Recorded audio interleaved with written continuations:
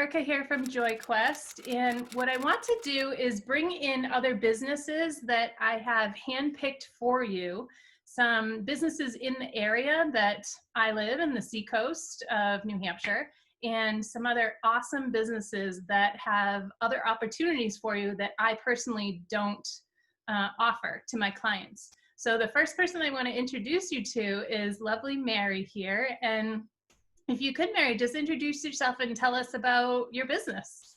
Yeah, awesome. Thanks for having me, Erica. Yes. So my name's Mary McGee. I am a certified functional strength coach, and I offer personal training at the Seacoast Health Collective up in Hampton, New Hampshire.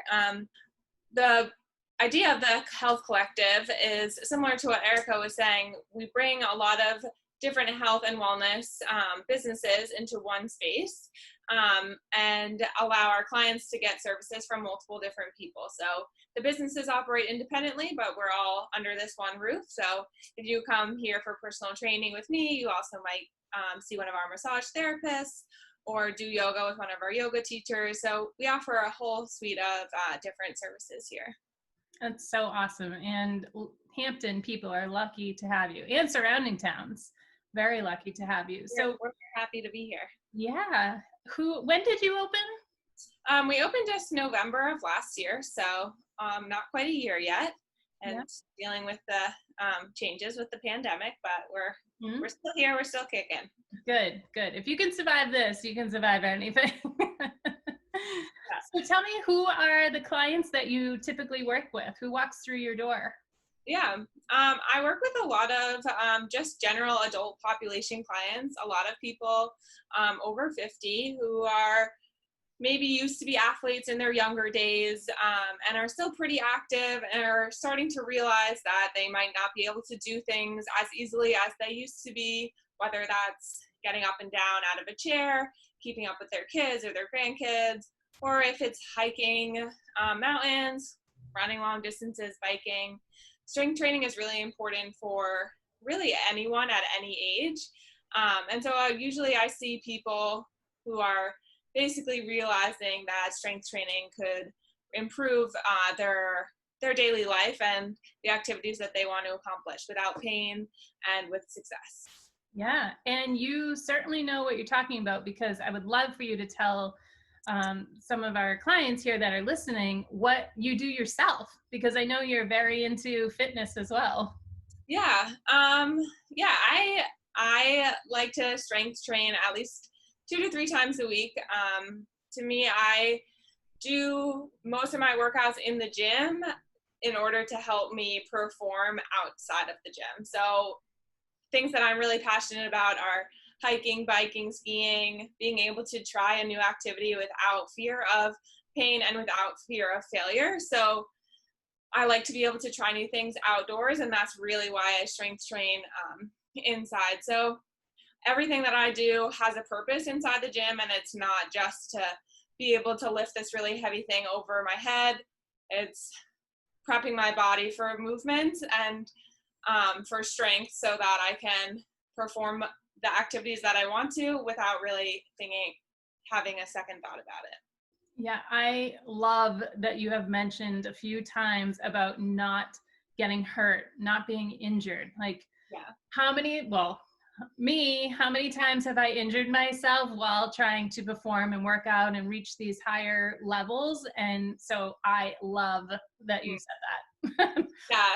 The point of working out is so that we don't injure ourselves, especially not in the gym, and secondly, not in the rest of our lives. Yeah, I wish I met you like 20 years ago. For sure. Never too late. No, I still go at it for sure. So what are ways that you get into the community? Ways that you're, giving back or just get involved with your clients and then the surrounding towns? Yeah, so we're new to the Hampton community, and right away I joined the Hampton Chamber of Commerce as the Health Collective, and really went around and tried to introduce myself to all the different businesses in town. When people think of Hampton, they often think of Hampton Beach, but we have, this kind of small town area, a little bit inland, but there's a lot of really awesome businesses here. Right now I'm doing an outdoor workout series in our parking lot, which has been a really fun way to kind of engage with people. People can see us as they're walking by on the street. And during the pandemic, I actually started doing a lot of my classes on Zoom, so I wasn't able to host in-person classes. And as it started out, I was offering all those classes for free just during a really uncertain time for people not knowing, what their income was like, what their job was looking like. And that was really important to me to not add on another level of stress for people trying to be able to get in a good workout and having to think about if they could afford it or not. So that's something I've been continuing.